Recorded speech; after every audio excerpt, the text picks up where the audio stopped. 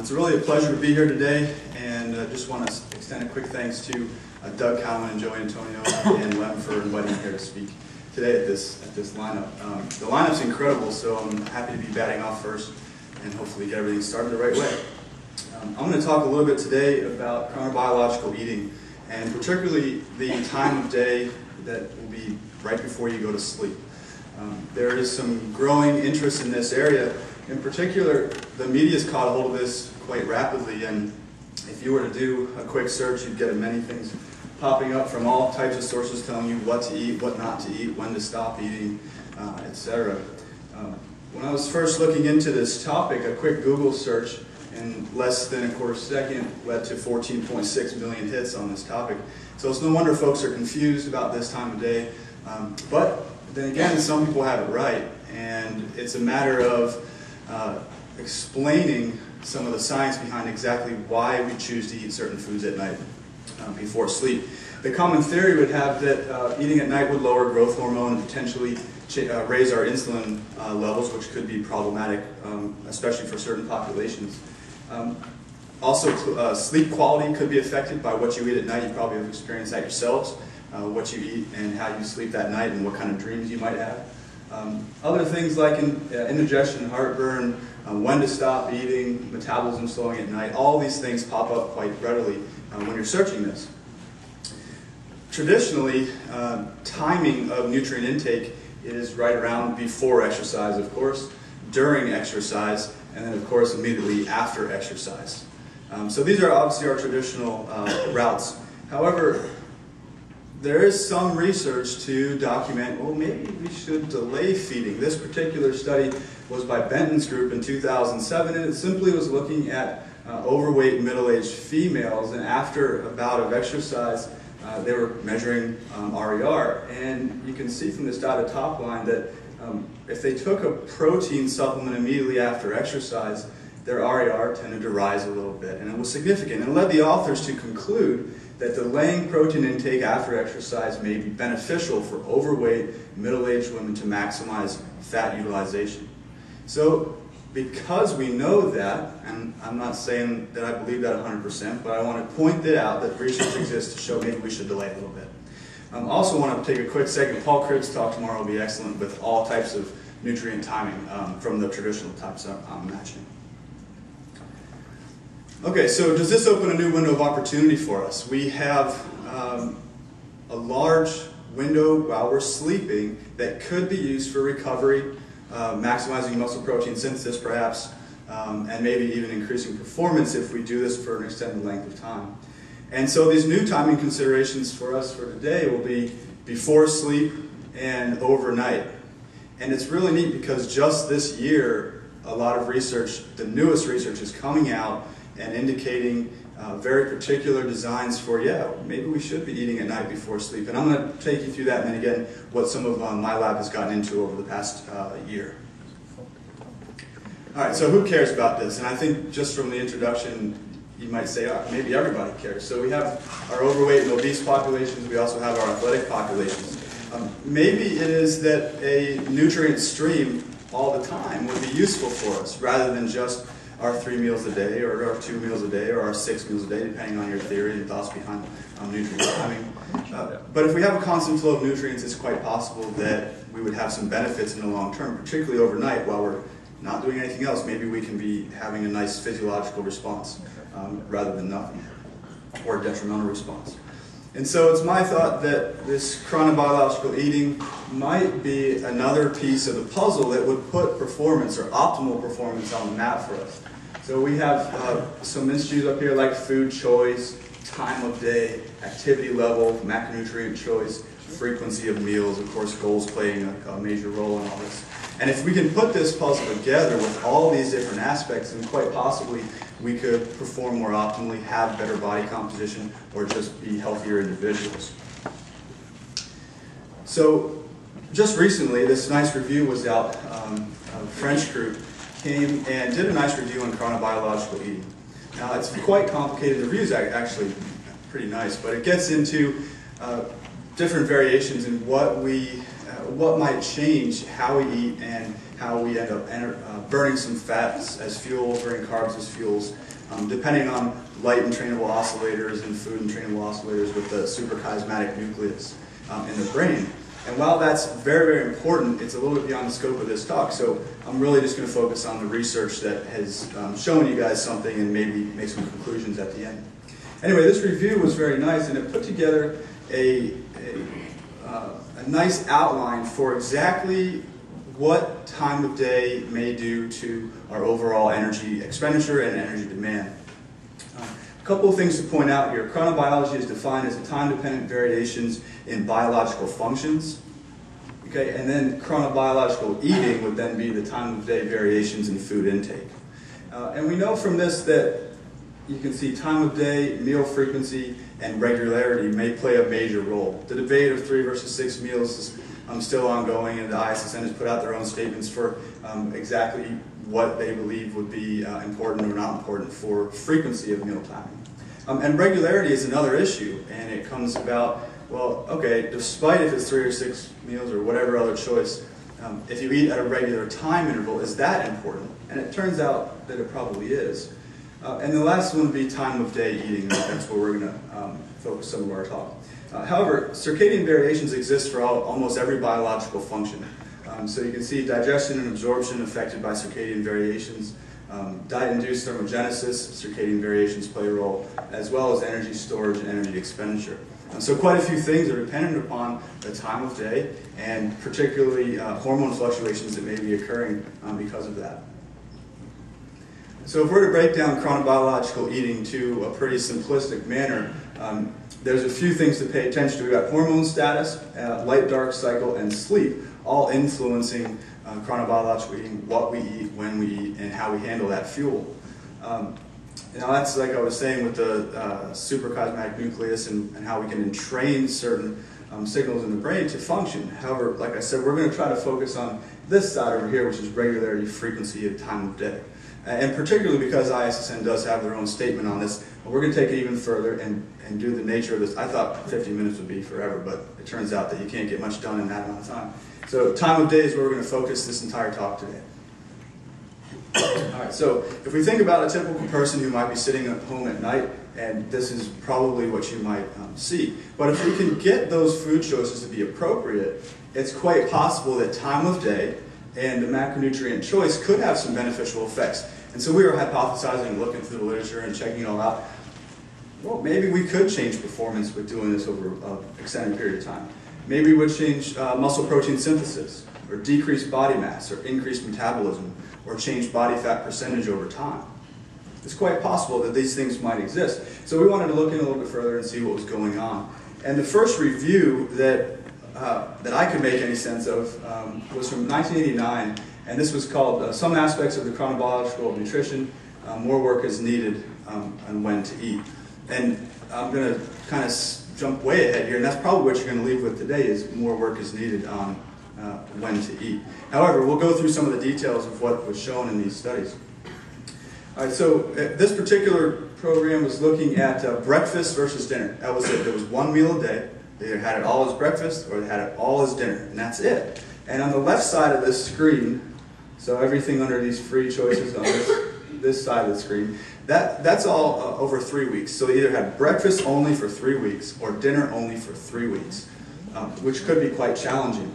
And it's a little bit tough to read. I'm sorry, the screen's a little bit smaller, but you can see the B here stands for breakfast. So breakfast is this bar for total weight loss, breakfast is this bar for total weight loss, and then breakfast here for some weight loss. And then you have dinner and dinner. And then you get over here with our female population, breakfast only changes, and then dinner only changes. And so the simple message from that is that you probably can see if you are having breakfast only, your weight changes seem to be greater than if you're having dinner only. And so if we were to circle that out for you and then give the summary from this, was body weight loss after morning meals is greater than after evening meals in healthy men and women. And so, okay, it starts to put some truth, or at least some backing behind some common thoughts in the media world, which would be, stop eating at certain times of day. Sure, they're showing weight loss if you're just eating breakfast, but I'm not sure which one of us would recommend only eating breakfast, and that's it. In a more recent study in 1993, it was a nice design. They actually were able to feed individuals the same calorie diet at 3 times a day. So 544 calories in one bolus load. 15% protein, 35% fat, or 50% carbohydrate. And they fed these things at 9 in the morning, 5 at night, or 1 in the morning. The same exact meal. And then simply measured energy expenditure over a period of time after giving that meal, which was 6 hours. And you can see a nice rise after feeding this load in the morning, all right, and then a typical drop as you might expect. And then after the afternoon meal, it still rose, but not quite as much as you saw in the morning time period. And the nighttime is significantly blunted here for your energy expenditure response to that.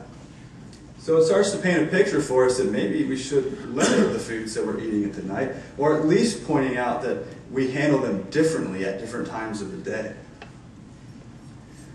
Now, in another similarly designed study, this one was just given food in the morning or in the evening, and it was looking at diet-induced thermogenesis. So we had the white bars are morning only, and the darker bars are afternoon only. And it was time after meal ingestion, and you can see over here, this is kcals per minute that's occurring. But what we noticed when we sum all these hours together, and even in the individual time points, there are minor differences kind of going each way, but nothing was significant. So it's shedding, okay, a little bit of doubt in the theory of don't eat anything at night. For example, if you were to look at this particular period, you can see not much difference in the energy expenditure realm as far as if you ate that food in the morning or in the afternoon. So a little bit of controversy going on. Now, DeCastro came along in 2004 and was able to get some really nice readings because he took almost 1,000 7-day food diaries and evaluated those and put them into different time frames. So you can see the time of the day listed along the axis there on the bottom, 6 to 10, 10 to 14, 14 to 18, 18 to 22, and then 22 to midnight. And on the left, you're looking at a satiety ratio. And if you were eating in the morning, highly satiated, kind of dropping throughout the day, and then at this time period, which I highlighted here, 6 to 10 p.m., right, you're really having your nadir in the satiety response. Well, what happens at 6 to 10? Most of us eat at that time. Depending on what part of the country you're from or what part of the world you're from, that may change. And at the same time, the mean meal size also changes during that time. And this, again, is a retrospective according to dietary records in a lot of people. And at this same time, 6 to 10 p.m., we actually have the largest meal size being consumed. And so these particular authors ended up concluding that, well, the reduced thermic effects seen in some of these other studies, and the reduced satiety, and the increased meal size probably is what could lead to weight gain and certain health complications. I think some of us might agree. But one thing I want to point out is that if you look at the next time period, which is after 10 p.m., you have some changes occurring. Now, this isn't statistically different, but you certainly have a magnitude of change rise, and then you also have a mean meal size, which is dropping quite significantly. So maybe it's that next time period, which might be something for individuals to look into who are giving this type of information to folks. And in an interest of designing a study that was really applicable, Waller's group decided to give folks an evening ready-to-eat cereal. All right? And most people probably off the top of their head say, oh, it's cereal, you're eating straight carbohydrates at night, maybe a little bit of milk, but still, what output, what impact would that have on body composition? And you can see here, this was overweight and obese night snackers, so they were recruited by being overweight or obese, plus they had to indicate that they like to eat at night. They had lots of snacks after dinner. It's a 4-week intervention, and they simply either got a cereal drink, a cereal bowl with milk, which is 1 cup with 2/3 a cup of low-fat milk, offering 100 to 135 calories, so quite manageable, right? Quite manageable, 100 to 135 calories, 23 to 32 grams of carbohydrate, 2 to 6 grams of protein, and not so much fat. Or you didn't get a cereal. So people were happy to be in the cereal group. In fact, one of the incentives for joining this study was that if you completed it and you were in the non-cereal group, you got 4 weeks of cereal afterwards. So that was a cool little perk to this one. And then they had to eat this 90 minutes after their evening meal. And they understood that. And what was really interesting with these findings was that if you were able to eat cereal after dinner, 90 minutes after dinner, they saw a reduced calorie intake by almost 400 kcals per day if you were able to eat the cereal at night, compared to our non-significant change in the no cereal group. All right, that's interesting, kind of different, maybe not exactly what you were thinking. And then our body weight change from baseline. Now I have to say this figure looked much better before the error bars were put in and minimize things. But you can still see there is a change and there was a difference between the groups. If you had cereal, you were able to have a different body weight change. Interestingly, these authors were able to conclude a couple of things from this, in that it's not always bad to eat before bed. In this case, they're providing cereal and they're having some beneficial changes. Reduced kcal intake and promotion of weight loss may be something that comes from this. And I think that the psychological implications need to be discussed, and I don't know much about that area, but I want to bring up a couple of points that I noticed just reading this. And it's, if you know going into your day or into your dinner meal, let's say, that you're going to get another dose of food, maybe you'll ration back what you're eating at those other meals. And so it sort of makes sense psychologically that you've got this reward at the end of the day. You know you can have this cereal later on. And anybody living and going through grad school knows you eat a lot of cereal. And maybe that's an important thing, and we can think about this whole meal option being beneficial, and it's easy to do, and it's cost effective, etc. And this point number 3 is that these other studies on here, Sensi et al. And Keim et al., etc., they actually found that eating later at night, and their research was able to improve fat oxidation and maintain fat-free mass over time. So there is some controversy that exists with eating these meals at night or not. The retrospective data seems to say obesity is linked to eating at night, BMI is increased at night, but some of these studies are actually showing that, well, maybe not. Maybe if you do this right and don't just give a buffet at that time, then maybe we can have some positive changes going on. All right, so obviously the question that comes up, at least in my mind, is that's feeding whole meals. But what if we give single macronutrients rather than mixed meals? And that seems to be a logical option. We have the ability to do that. It could really curtail the calorie intake at that time and have some beneficial effects. And some other questions that come up as you're reading this type of research is, does the gut function during overnight sleep? And that was a major question through the late 70s and 80s, and even into quite recently, is how does the gut function? Can it handle food at that time, and what's the load? And next, does an increase in amino acid availability increase muscle protein synthesis during overnight sleep? And we didn't know that answer until a couple of months ago when some recent research came out of Van Loon's lab, and I'll detail that in just a moment. And then lastly, does protein ingestion before bed improve metabolism, appetite, or cardiovascular disease risk? That's some very important factors for any of you who are working with individuals or doing research in this area, is not to solely focus on muscle protein synthesis, although that's quite important, but some of the other areas as well. And so we'll go through some of this information. And then particularly for athletes, what about recovery during post-exercise periods? Most times now, recreational activities that you may be involved in happen at night. Right? If you're a highly trained athlete or you're a person who needs to get it in the morning, is obviously a good option to get exercise in. But a lot of exercise does happen at night, and we're eating afterwards. And so how is that going to influence our potential to recover? And particularly when we have, for instance, I play ice hockey, and if you finish a game or a practice at 12 at night, because they give, now that the older guys a bad ice slot, you're eating pretty late at night. And then you have to figure out, can you fall asleep? What can you eat? What can you do to recover during that time? All right, so we'll go through some of this research. Now, just to set it up, exercise and feeding obviously will stimulate muscle protein synthesis, and I'm sure many of you are familiar with this study from just last year, Berg's group. And this was myofibrillary fractional synthetic rate, and it was in response to 15 grams of whey protein.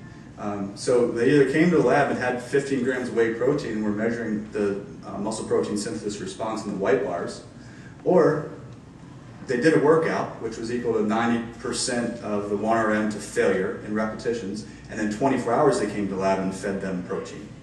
Right? And then this one was a weight work matched at 30% and then 30% 1RM to failure. So obviously that would probably take a little while. But anything to failure was showing quite a good response 24 hours later. So the conclusion was that resistance exercise performed to failure confers a sensitizing effect on human skeletal muscle for at least 24 hours that is specific to myofibrillar protein fraction.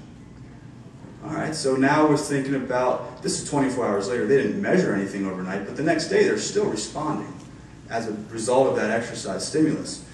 I thought that was pretty neat, and maybe it can lead to some cool designs for some research to figure out, can we maximize that any further? They're still having this 24 hours later, but what about that time when they're sleeping and resting?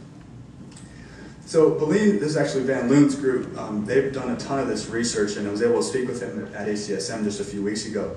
And they have some excellent research going on. This particular study was a co-ingestion of carbohydrate and protein, and they were able to give this during their exercise bout, which was 2 hours of activity. And they did whole body protein synthesis, and they measured this during the exercise, the 2 hour bout. And in the red, this is our carbohydrate and protein. The W is just water. They gave a water placebo. And you can see this, the star indicates a significant difference from water for the 2 hours during exercise. So that's probably what you would expect. You're having a better response by consuming something. And then during recovery, which was this 9 hour post-exercise period, through the night, they found that there was still an increase in whole body protein synthesis, right, that was significantly greater than just water. And when they averaged that all up, significant differences between those two groups. All right, that's great for whole body protein synthesis, but that doesn't always reflect muscle protein synthesis.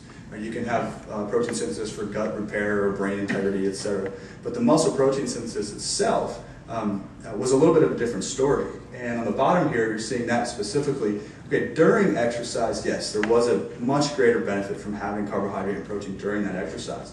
But the recovery period, which is what we're talking about today, no significant difference over that 9 hour period.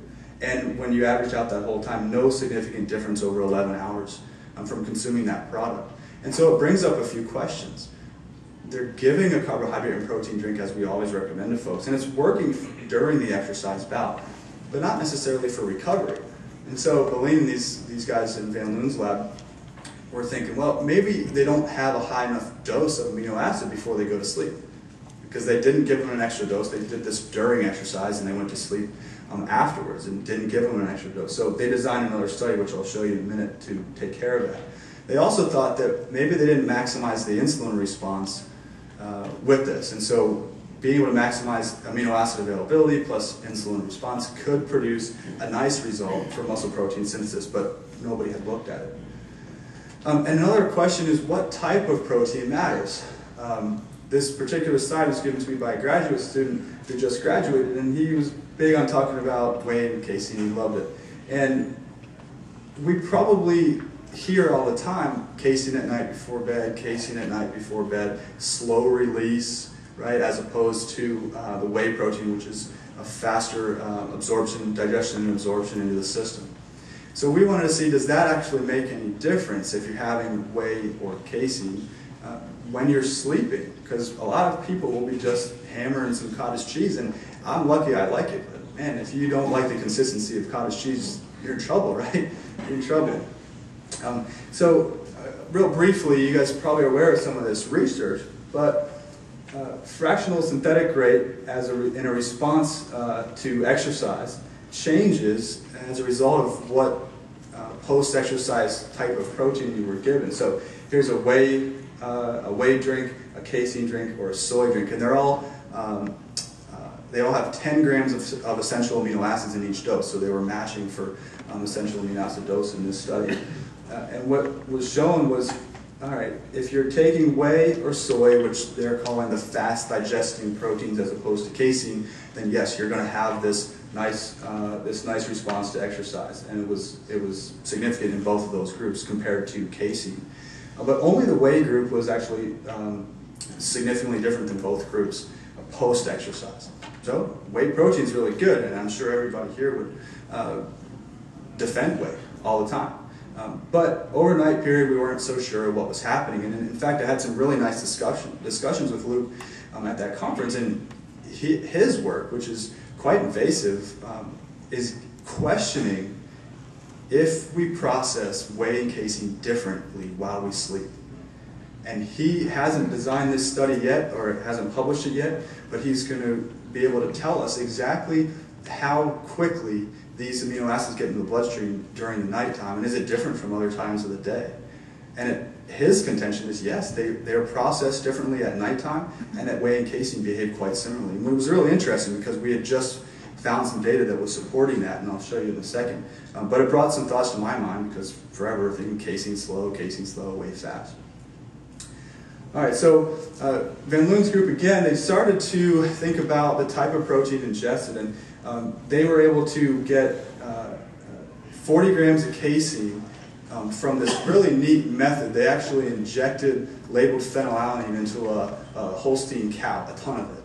And then they were able to, the cow was able to process the milk, and when they took that milk, it was labeled already with the tracer for phenylalanine. So really neat way to be able to do it. Then they got this cleared for human consumption, and they were able to feed casein to people that was already labeled rather than having to inject separately. Very neat methodology. It kind of blows my mind how they do all that, but it's kind of neat to talk about. So overnight muscle protein synthesis, and this was in elderly men, they put it through a nasogastric tube while they were sleeping. And they took biopsies before they went to sleep and then right in the morning. Right? And then they took blood samples every hour while they were sleeping. I asked them, I said, how did they sleep during this? They said everyone slept fine, no problems. They didn't have anybody wake up as a result of feeding that casein or as a result of taking blood samples continuously through the night. And we agreed that this type of research is fascinating. The grad students don't so much like it. It's a good time of day to be in the lab, no one else is there, but yeah, there's a problem with the grad students liking this time of day. All right, so this was their design. They were able to put this 40-gram casein load straight into the stomach, and sure enough, they saw a huge increase in the availability of this labeled phenylalanine from the casein. All right, so it's getting into the system. You're digesting it, you're absorbing it, it's getting into the system. So that's an answer to one of those questions. Does the gut function? Yeah, it does, and it's going to be able to get the phenylalanine into the system using this method. So that was the answer to one part. And then when they looked over the 5-hour period where they were measuring, they had placebo in the white and then the protein group in the dark bars. And this is a breakdown, no difference in breakdown of these proteins. Synthesis was significantly different. So the protein group was had a better response synthetically. Oxidation was a little bit higher in the protein group, and the net balance, you can see, ends up being quite favorable for the protein group. All right, so that supports casein, but I don't know if it's not real easy to get a nasogastric tube in. What if you actually have to eat the stuff instead of just jamming it down? Does it change anything? Particularly in response to getting that load all at once, or does it take a little bit while to get through the system? So this is still from that the elderly individual study. This is the IV injected phenylalanine, so they had a difference in fractional synthetic rate at that point, particularly in the muscle. And then this is that nice intrinsically labeled phenylalanine that was coming into the system. So certainly a difference there as well. And they followed this up with the most recent paper, which was protein ingestion prior to sleep improves post-exercise overnight recovery. All right, so they took the best of some of the models they had already done, which is ideally what you're going to do, and they had recreationally active men. Right? They did a single bout of resistance exercise at 8 p.m. after a full day of dietary standardization, which is a nice part of that design, getting them on the same thing all day before they come to the lab. And that single bout was a 2-hour session of resistance exercise. Then they were given a post-exercise recovery beverage, 60 grams of carbohydrate, 20 grams of weight, immediately after exercise. So it's fulfilling the primary timing needs, right when you're finished with exercise, getting this carbohydrate and protein into the system. And then, before they went to bed, they hit them with another dose of this 40 grams of casein or a placebo 30 minutes before they went to sleep. Right? So they're combining the slight areas for improvement they had from those previous works that they were looking at. And again, in this particular study, we're seeing no real change in muscle protein breakdown at the whole body level, so whole body breakdown, but they did see an increase in synthesis and a net balance improvement for the group that was having the casein loaded before bed. And again over here, this is our mixed muscle fractional synthetic rate, and again, a better response from the protein group. So again, it's starting to show some answers and follow up with maybe protein is appropriate before bed as a single macronutrient, and maybe getting into some answers regarding what type, although they're only giving them casein because of the details with getting that labeled, the intrinsically labeled casein into the body. So it'll be interesting to see about other types as well. So once we read this research, which was just published, man, they sniped us on some overnight publications, but it's a little bit different area. So we still have the questions about what about obesity? And this stuff hasn't been done yet with obese folks particularly, diseased populations, and athletes in particular. Maybe there's some different answers we can find.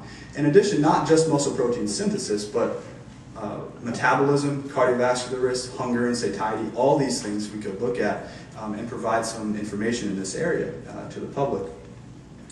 So in 1996, there was a study, the only study that we could find, where sleeping metabolic rate was measured after giving different types of diets for 7 days. All right, so we were trying to come up with a rationale for why we might think metabolism might be changed as a result of evening protein consumption. And there's the given diet-induced thermogenesis response to different macronutrients. But here you can see in the blue line, it's the only one that was attenuated, the decrease in metabolic rate overnight. So that this, the labels didn't show up here, but this is a high protein diet, and these are high fat and high carb diets. So the high protein diet, which in this study was 37% protein for 7 days, ended up maintaining, attenuating the decrease in sleeping metabolic rate significantly. All right, so we decided to design a couple of studies that might get at some of these answers in one way or another. Unfortunately, as in most cases, it provides a heck of a lot more questions than answers, but that's always good for a lab. So we had these individuals come in. This was overweight and obese participants for baseline testing. They went home that night and they were given either a whey protein, a casein protein, or a carbohydrate, which were all very similar in calories, 150 or 140 calories, and it was 30-gram load of protein, 100% in those cases. They slept and then they came back in. So we were going to measure morning metabolism about 8 hours after consumption of these things. And to see exactly our population, we did have some quite large individuals with DEXA. We were able to get 46, 44, or 44% body fat on these individuals. So our population was right on. We had 40 people join this study. And our very first response was, okay, let's look at our resting metabolic rate in kcals per day. That was pretty simple. Here's our placebo group. We see there's no significant changes here, by the way, but we do see a magnitude of change differences dropping a little bit in just one night, a little bit in the whey protein, and a slight rise in the casein group. Now again, those are not statistically significant, but it does begin to paint some type of picture, at least plant some more questions. And then there was no change in respiratory quotient, regardless of if they were eating straight carbohydrate. So we were, okay, well, that's different than we thought, but maybe we can work with that. And then we did just hunger scales with the visual analog scale, a little 100-millimeter line. You draw a vertical line on it and see psychologically how do they feel. And for hunger, there was no differences. Satiety and desire to eat, again, no differences, but we did see a time effect. So if you just follow these lines a little bit, we see a small decrease in placebo, whey protein, and casein protein for hunger. Okay, you're eating before bed, you're going to be a little less hungry in the morning. That's not significant. Now our time effects came with satiety, increase, no matter if you're taking placebo, carbohydrate, or placebo, whey protein, or casein protein. And in desire to eat, we also saw this change. So decrease, and basically no change for a time effect. Now again, there's no group differences, so there was nothing really to write home about. Well, we were a little confused, but we said we need to see what's happening in trained people as well. And so in this particular one, we did a very similar design, although we changed the design just a little bit because we added a true placebo. We were given a carbohydrate as a placebo, and we said, what if they don't eat though? Maybe that's going to change some things. And so in this case, they had either whey, casein, the carbohydrate, same as before, or a placebo, which was just a flavored water with no calories. And this was a crossover design in this case. And so here we had just 11 individuals, but it was this crossover design. And then we measured morning metabolism for 50 minutes straight, 8 hours after consumption of these things. And again, this top is resting metabolic rate, and you can see this is an average over that entire 50-minute span. There were no differences between the carb, whey protein, or casein protein, but the group who just had the water placebo had a lower, significantly lower kcals per day when you estimate it out over the full day. And then this is just broken out by time point, so instead of combining all the data together, this is 10 minute, 20, 30, 40, 50. And again, you can kind of see that the water group only had a little different response. For mLs per kg per minute, rather than just estimating out for kcals per day, same response, only the placebo group was lower in this cases than the other groups. And then our respiratory quotient here, the placebo and the casein were slightly lower than the carbohydrate and the whey protein.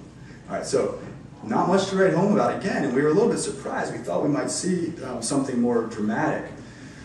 And you have to ask, what does this tell us? Is it telling us anything? And so in unfit people, which was the first study, eating low kcal single macronutrients before sleep is not a problem. It wasn't doing anything that was problematic. There were no cardiovascular changes. I didn't present that data. But nothing changed as far as blood lipid profile, glucose. We still are getting to the hormone analysis, so we'll be able to see some of those changes if they're occurring to see, all right, does leptin, ghrelin change, what's happening with some of the anabolic responses, and that could tell a story. We kind of hope it does. And then protein may be more beneficial than carbohydrates on metabolic rate. And I have to put may because it's totally speculative. The statistic didn't show it, but on magnitude of change, you do see a little bit of a difference in just one night, and it's a huge study. And then type of protein doesn't appear to matter, which was supporting the conversation I had with Luke about this stuff. And then in fit people, the impact on morning metabolism appears to be equivocal between macronutrients, but better than not eating. Which is a little bit of a different, and that's maybe something to add as a take-home, is that, okay, it's probably better than not eating for at least metabolism and hunger and satiety. That could be something that's nice to talk about. But it leads again to the next question, what happens over time? What happens when you exercise with this? That was simply manipulating diet. Does the training response get you involved with a little bit of a better muscle protein response, or does it sensitize you in any other way to the nutrients you're taking at night?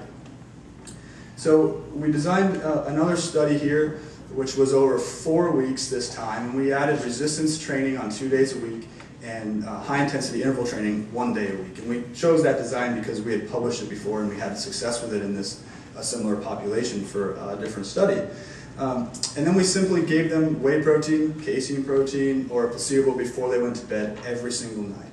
And so we had a whole slew of student trainers involved, and these guys were watched for every single exercise session, and they were given these supplements every single week, and they were collected every single week to try to work with compliance for the nighttime eating. I have to say, even though we ended with quite a good N, we did lose quite a few. I think some of our students screened over 280 individuals and had 80 people that were interested in the study, and we ended up with about 48 folks who completed. But only about 55 started or so. And some people who just aren't used to taking a single macronutrient whey or casein, I mean, they just weren't used to it. In our trained studies, people who had consumed this stuff before had better time with consuming these things before sleep. So taste was somewhat of an issue, but we still managed to get quite a nice group through this study. Again, we had a nice response as far as body fat percentage. In fact, this was a continuation of that acute study, which is why we set that one up in a non-crossover way to begin with. And in this case, after 4 weeks of training 3 times a week and consuming the product at night, we saw these changes. Our placebo group, again, this was carbohydrate, had no significant change. But we did see what we're calling a trend. It's not less than 0.05, it's 0.056 for an improvement in the metabolic rate if you were taking either whey or casein. Okay? So in here, maybe we can draw from that, there's a trend that the protein groups were more beneficial. However, we have to say that whey protein and casein protein didn't differ from each other, again, going along with the contention of Van Loon's group. Now, and just VO2, which is spread out mLs per kg per minute, what was interesting is we saw a group by time difference with only whey protein significantly improving this 4 weeks after the trial began. And I have to note out a methodological design that we had, which was we delayed the measurement of this by 24 to 48 hours after the last training bout and after the last consumption of their protein. So it was trying to get at the true response. Does it last? Does it stop or not? Instead of the acute response, which were already looking at. So it was 4 weeks, and then they didn't do anything with this for 24 to 40 hours, depending on schedules and getting these amount of people into the lab. And we still saw some of these changes that much later. All right, for body composition, some of this stuff is interesting as far as showing nice figures, but significance is lacking in a number of spots. But we'll point these out. So we had a change in fat mass. Right, this is our placebo group, whey protein and casein protein. And from that, if I were just to show that, I would say, oh, great, perfect. Let's look at the whey protein, casein protein, certainly telling a story. The results are not significant, though. Lean body mass. We did have an improvement in lean body mass in all 3 groups as a result of training. Right? Obviously, the program was working, and we had them working pretty hard. And the change in total body weight is shown down here. No significant changes, but some magnitude differences in this. And we look at straight percent body fat, you can also see a time effect where every single group lost a little bit of body fat, and it was the magnitude of change, again, being greater in the protein groups, but the statistical significance wasn't there. And then appetite, again, this visual analog scale, we saw some changes with casein protein appearing to decrease hunger the most, again, not significant. We had a time effect for satiety, so every single group, regardless of what they ate before bed, whey, casein, or carbs, in the morning felt more satiated. And then we saw desire to eat changes with everyone decreasing, again, not statistically significant. Now, the one performance measure that we can throw in at this time from this study was changes in chest 1RM and leg 1RM for maximal strength. One of our participants agreed to have her photo on here, doing her max day, and you can see placebo, whey protein, casein protein increasing. Whey protein wasn't quite statistically significant, but you can see they're all increasing, and also increases in all the leg press groups as well. No difference between groups. All right, so what do we know? We know exercise is good. We're confirming that. That's wonderful. 3 times a week is effective to increase lean body mass and strength. Great. All these groups responded the same. They had a great improvement. They felt good. Anecdotally, just looking at these guys, they all felt great. But fasting VO2 is elevated after the nighttime consumption of whey protein. Okay, so whey protein seemed to do something with the mLs per kg per minute.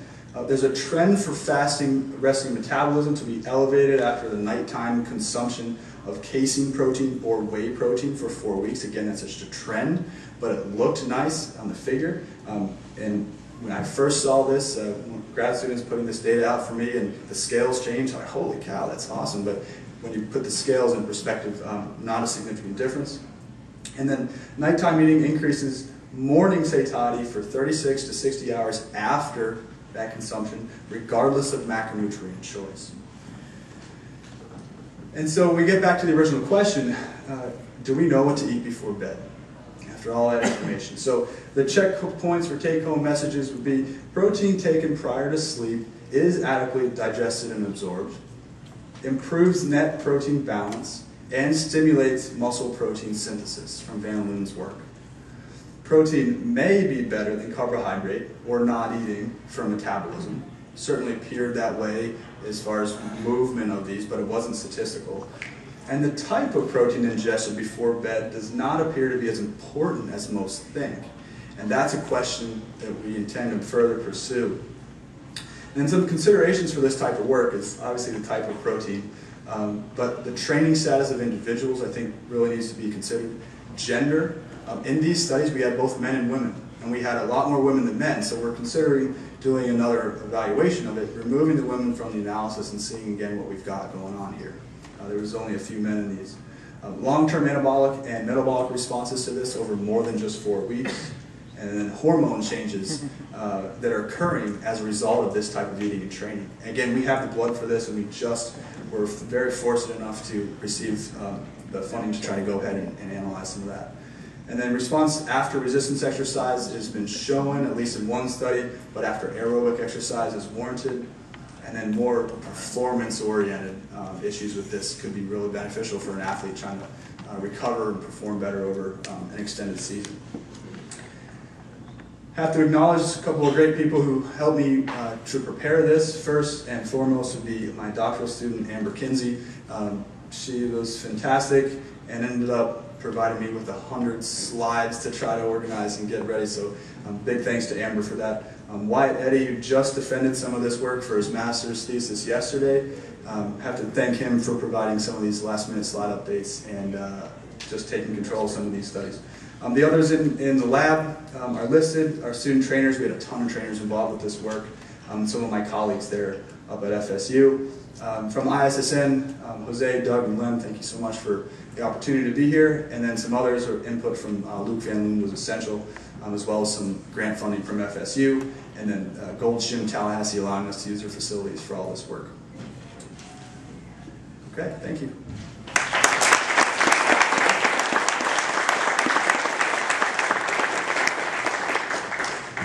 Thanks for making my job as a moderator easy. We do have time for like maybe 2 questions. So, thanks for that overview. What's interesting also that in Luke's isotopically labeled challenge what he did with the steak. Yes, very interesting. But your overview is interesting, and you finally addressed with your data phenotypic changes, which weren't addressed by any of the others. But what I did discern from your study, though, studies plural, was a true chronobiological investigation. I would assert the true chronobiological comparison would have been nighttime versus a daytime protein supplement. Sure. And they were not isonitrogenous, correct? That's So right. one got an extra dose. So have you considered doing a different timing in parallel groups? Yes, we have. Those studies are being ramped up and IRB approved. We're criticized on that at a number of different places when I was going for grant funding for this. We were fortunate enough to hit with some to answer just that nighttime eating, but you're right, in order to see is there a difference in daytime, we certainly need to have that variation in day to establish, and we didn't do it. any other questions? All right.